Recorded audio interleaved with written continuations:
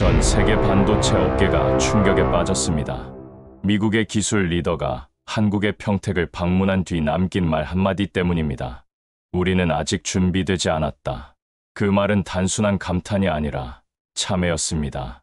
지금부터 평택이 어떻게 세계 산업의 중심으로 부상했는지, 그리고 왜 전 세계가 그 앞에 무릎을 꿇었는지 확인해 보겠습니다.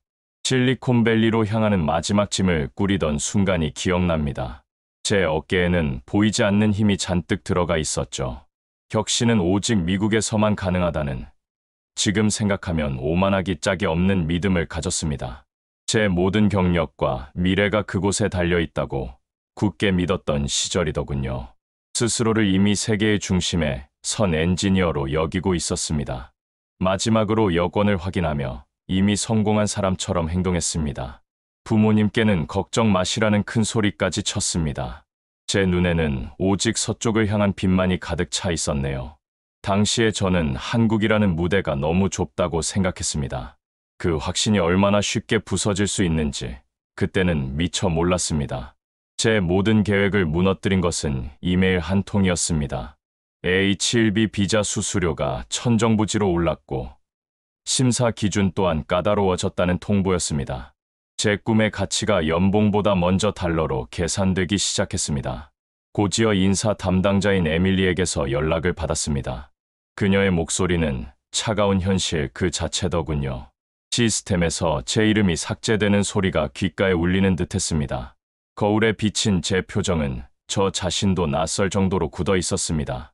한국을 떠나야만 성장할 수 있다는 제 신념이 산산조각 나는 순간이었죠. 패배자처럼 돌아가기 싫다는 생각만 머릿속을 맴돌았습니다. 그때 회사에서 예상치 못한 제안을 받았습니다. 평택의 거대한 반도체 클러스터로 가라는, 사실상의 좌천처럼 들리는 제안이었습니다. 새벽녘의 짙은 안개를 뚫고 도착한 평택 캠퍼스는 하나의 거대한 도시 같았습니다. 시야를 가득 채운 클린룸의 하얀 벽은 끝이 보이지 않더군요.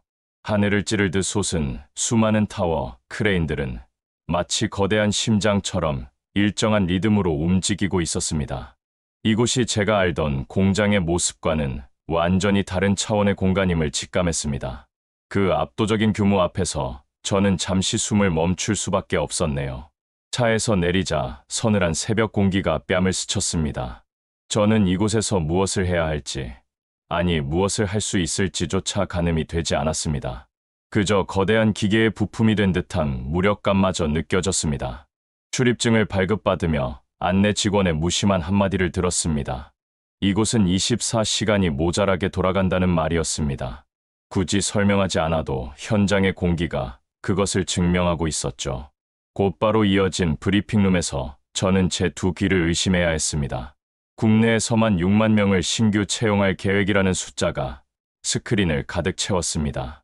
좌천이라고 생각했던 이곳이 어쩌면 새로운 전진 기지일지도 모른다는 생각이 스쳤네요.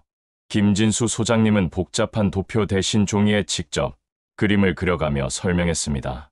광학, 식각, 증착의 모든 공정이 인공지능 통합 운영 시스템으로 묶여 있더군요. 사람의 개입 없이 이 모든 것이 가능하냐는 제 질문에 소장님은 조용히 웃었습니다. 사람을 더 가치 있는 일에 쓰기 위한 것이라는 대답이 돌아왔습니다. 첫 번째 기획회의에서 저는 자신 있게 미국 벤치마크 사례를 언급했습니다. 실리콘밸리에서 배운 최신 방법론을 적용해야 한다고 목소리를 높였죠. 그 순간 회의실의 공기가 싸늘하게 식는 것을 피부로 느꼈습니다. 모두의 시선이 제게로 향했지만 그 눈빛 속에는 동의가 없었습니다. 김진수 소장님은 조용히 제 말을 끊었습니다. 그 기준이 틀린 것이 아니라 우리가 그 기준을 넘어설 수 있다는 점을 생각해야 한다고 하더군요. 저는 마치 찬물을 뒤집어 쓴 듯한 기분이었습니다. 제 지식이 이미 과거의 것이 되어버린 것일까요? 스스로의 오만함에 얼굴이 화끈거리는 듯했습니다. 얼마 지나지 않아 텍사스 주정부의 리처드 톰슨 일행이 시차를 온다는 공지가 업무 채팅창에 떴습니다. 텍사스, 그곳은 제가 그토록 가고 싶었던 꿈의 무대 중 하나였습니다. 그들을 이곳 평택에서 맞이해야 한다는 사실이 제 마음을 복잡하게 만들더군요. 톰슨은 날카로운 눈빛으로 현장을 둘러보며 실제 운영 규모에 대해 단도직입적으로 물었습니다. 그의 질문에는 이곳의 역량을 시험해 보려는 듯한 의도가 엿보였습니다. 저는 준비한 자료를 펼쳐 보였습니다. 설비 교체 주기, 수율 상승 곡선, 그리고 무인 셀 비중 확대 데이터를 차례로 제시했습니다. 발표가 끝날 무렵 제 머릿속을 지배하던 하나의 문장이 조용히 지워지는 것을 느꼈습니다. 혁신은 미국에서만 가능하다는 그 낡은 문장 말입니다. 그날 저녁 박상현 엔지니어가 제 자리로 다가왔습니다. 자신보다 한참 선배인 제게 스스럼없이 말을 걸어오는 젊은 동료였죠. 그는 밤에 진행되는 라인 테스트를 함께 보지 않겠냐고 제안했습니다. 호기심이 동한 저는 그의 뒤를 따라 자정을 훌쩍 넘긴 시간에 다시 관제실로 향했습니다. 다크런이라고 불리는 무등화 테스트가 시작되더군요. 조명이 모두 꺼진 거대한 공간에서 오직 기계들만이 스스로 움직이는 광경은 경이롭기까지 했습니다. 거대한 교향곡이 연주되는 듯한 착각마저 들었습니다. 그 정적 속의 역동성이 저를 압도했습니다. 관제실의 거대한 스크린 위로 수많은 그래프가 흔들리다 이내 안정적인 선을 그리기 시작했습니다. 저는 그 순간 박 엔지니어의 표정에 스치는 강한 확신을 분명히 보았습니다. 그는 자신의 데이터가 옳았음을 확인한 것입니다. 김 소장님이 언젠가 했던 말이 떠오르더군요. 미래는 인공지능 자체가 아니라 그것을 믿고 실행하는 사람의 용기로 결정된다는 말이었습니다. 저는 가방에서 미국에서 쓰던 노트를 꺼내 덮었습니다. 대신 이곳의 표준 작업 절차와 변동성 관리 기준을 새로운 노트에 적기 시작했습니다. 박 엔지니어는 제게 무인 셀의 초기 불량 예측 모델을 함께 만들어 보자는 개인 프로젝트를 제안했습니다. 집으로 돌아오는 길, 저는 처음으로 미국 생각을 하지 않고 한국의 밤하늘을 올려다보았습니다. 새벽 3시 에밀리에게서 마지막 통보가 도착했습니다. 더 이상 제 채용을 진행하기 어렵다는 짧고 차가운 문장이었습니다. 텅 비어버린 메신저 창을 보며 저는 오랫동안 붙들고 있던 낡은 꿈을 비로소 손에서 놓아주었습니다. 허탈감보다는 오히려 묘한 해방감마저 느껴지더군요. 이제 돌아갈 곳은 완전히 사라졌습니다. 제게 남은 것은 오직 이곳 평택에서의 현실뿐이었습니다. 어쩌면 이것이 새로운 시작일지도 모른다고 애써 스스로를 위로했습니다. 공교롭게도 같은 날 오전에 박 엔지니어와 함께 만든 예측 모델이 첫 시뮬레이션에서 과적합 판정을 받았습니다. 엎친 데 덮친 격이라는 생각이 들었네요. 하지만 박 엔지니어는 제 어깨를 두드리며 담담하게 말했습니다. 실패는 데이터가 우리에게 보여주는 또 다른 이름일 뿐이라고 말입니다. 그의 말에 저는 정신이 번쩍 들었습니다. 우리는 실패 로그를 모두 출력하여 벽에 붙였습니다. 그리고 마치 범죄 현장을 분석하듯 손으로 직접 패턴을 그려나가기 시작했습니다. 공정 간의 상관 변수를 노이즈로 재정해야 하는 수정안을 팀 채팅방에 올렸고 그 제안은 즉시 채택되었습니다. 톰슨 일행과의 기술 워크숍이 다시 열렸습니다. 그는 여전히 날카로운 질문을 던졌습니다. 왜 이렇게까지 극단적인 자동화를 추구하냐는 것이었죠. 저는 망설임 없이 대답했습니다. 사람을 반복적인 노동에서 해방시켜 더 가치 있는 일에 집중하게 만들기 위함이라고 말입니다. 기계가 할 수 있는 일은 기계에게 맡겨야 한다는 것이 저희의 철학이었습니다. 톰슨은 제 대답을 듣고 잠시 생각에 잠긴 듯 했습니다. 관제실 투어 도중 라인이 예고 없이 잠시 멈칫하는 돌발 상황이 발생했습니다. 순간적으로 모든 사람의 시선이 저와 박 엔지니어에게로 쏠리는 것이 느껴졌습니다. 긴장감이 공간을 가득 메웠지만 저는 오히려 차분해지는 것을 느꼈네요. 침착하게 시스템 재시동을 걸었습니다. 동시에 버퍼링 원인을 추적하여 물류, AGV의 경로 충돌 지점을 정확히 찾아냈습니다. 톰슨은 문제를 숨기지 않고 즉시 원인을 찾아 해결하는 과정을 지켜보며 고개를 끄덕였습니다.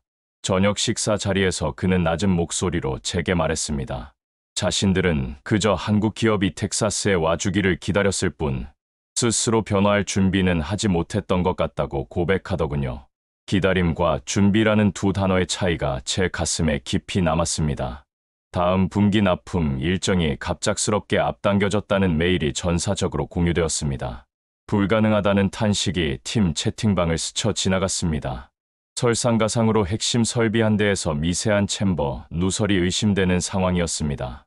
데이터는 너무 미세해서 확신하기 어려웠고 일정은 우리를 재촉했습니다. 저는 박 엔지니어와 함께 만든 예지 정비 모델의 임계치를 적용해 볼 때라고 판단했습니다. 우리는 야간 핫픽스를 감행하기로 했습니다. 박 엔지니어가 제 곁에서 낮은 목소리로 속삭였습니다. 이번 예측이 틀리면 라인 전체가 걷잡을 수 없이 흔들릴 수 있다는 말이었습니다. 저는 수백 개의 미세한 압력 곡선, 그래프 속에서 단 하나의 이상 징후를 찾아냈습니다. 그리고 금요일 새벽 2시, 정확한 교체 시간을 지목했습니다. 교체 당일, 톰슨이 예고 없이 현장에 다시 나타났습니다. 그는 배움을 청하러 왔다고 짧게 말하더군요. 엔지니어가 챔버를 열자 정확히 0.3mm가 편차를 보인 가스킷이 모습을 드러냈습니다. 모두가 말없이 안도의 한숨을 내쉬었습니다. 그날 밤, 우리는 완전 무인 셀의 연속 가동을 선언했습니다. 관제실의 모든 조명이 꺼지고 오직 거대한 모니터들만이 어둠 속에서 푸른 빛을 밝혔습니다. 첫 번째 시간이 흘렀습니다. 결합률 그래프가 우리가 설정한 기준선 아래로 깨끗하게 내려가자 옆에 있던 박 엔지니어의 손이 미세하게 떨리는 것을 보았습니다. 그의 눈은 스크린에서 한시도 떨어지지 않았죠. 저 역시 숨을 죽인 채 데이터를 지켜볼 뿐이었습니다. 두 번째 시간이 되자 물류 AGV들이 한치의 오차도 없이 무인 동선을 완벽하게 소화해냈습니다. 세 번째 시간이 되었을 때 인공지능이 스스로 공정 온도를 0.05도 단위로 미세하게 보정하며 수율을 극한까지 밀어 올리고 있었습니다. 네 번째 시간이 지나자 라인은 스스로 다음 공정 계획을 수정하고 물류 경로를 재편성했습니다.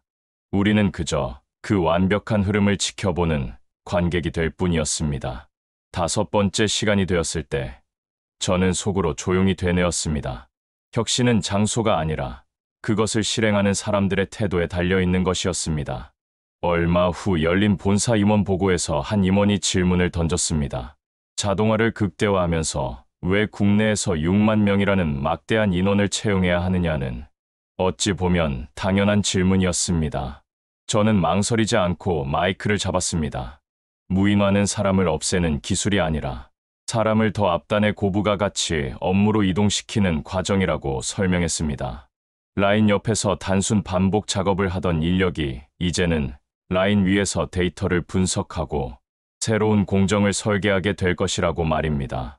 데이터 과학자, 차세대 장비 설계자, 신소재 혁신가, 그리고 물류, 최적화 전문가 같은 새로운 일자리가 바로 이 라인 위에서 탄생하고 있었습니다.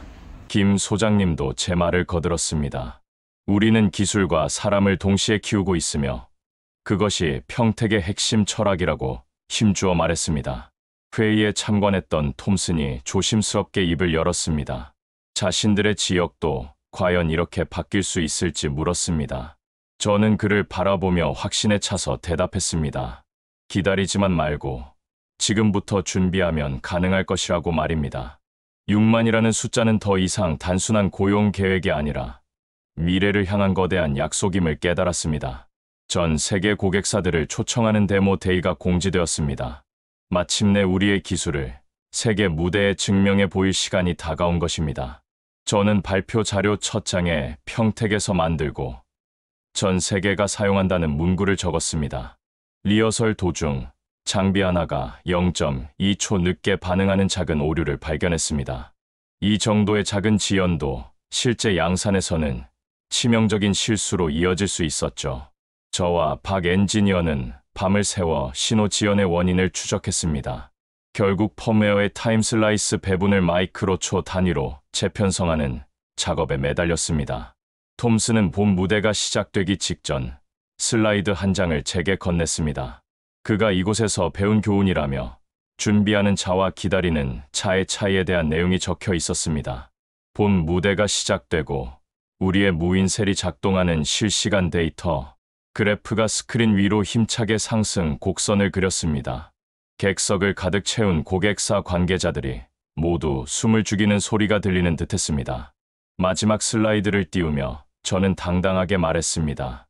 우리는 한 지역의 공장이 아니라 세계의 새로운 표준을 만드는 사람들이라고 선언했습니다. 데모데이가 성공적으로 끝난 다음 주, 핵심 공급사 한 곳에 소재 배치가 지연되는 돌발 사태가 발생했습니다. 우리의 첫 양산 일정 전체가 위험에 처한 순간이었습니다. 저는 즉시 대체 재료성 평가를 긴급 제안했습니다. 하지만 팀 내부에서는 검증되지 않은 재료를 사용하는 것에 대한 보수적인 시선이 쏟아졌습니다. 당장 수율이 하락할 것을 우려하는 목소리가 높았죠. 김 소장님이 회의를 정리했습니다. 우리는 위험을 회피하는 것이 아니라 관리하는 훈련을 받아왔다고 하시며 시도조차 하지 않는 것이야말로 가장 큰 위험이라고 말입니다. 그의 결정에 힘입어 박 엔지니어는 밤새 샘플을 돌려 테스트했습니다. 저는 수율과 신뢰도 매트릭스를 밤새워 새로 그렸습니다. 놀랍게도 톰슨이 자신들의 물류, 루트 정보를 공유해 주었습니다. 그는 더 이상 방문객이 아니라 이 위기를 함께 극복해야 할 동료가 되어 있었습니다. 새 배치가 도착하기 전 우리는 대체안으로 표준 편차 0.7% 상승 수준에서 임시 양산에 성공했습니다. 첫 번째 양산 로트가 드디어 출하되던 날이었습니다. 저는 거대한 박스에 붙은 바이엉텍이라는 라벨을 손끝으로 가만히 만져보았습니다. 수많은 감정이 스쳐 지나가더군요. 김 소장님이 제게 다가와 작은 상자 하나를 건넸습니다. 라인에서 나온 불량 마킹 칩을 매끄럽게 깎아 만든 키캡이었습니다. 그는 실패를 두려워 말고 그 실패를 누를 때마다 성공이 타이핑될 것이라고 말했습니다.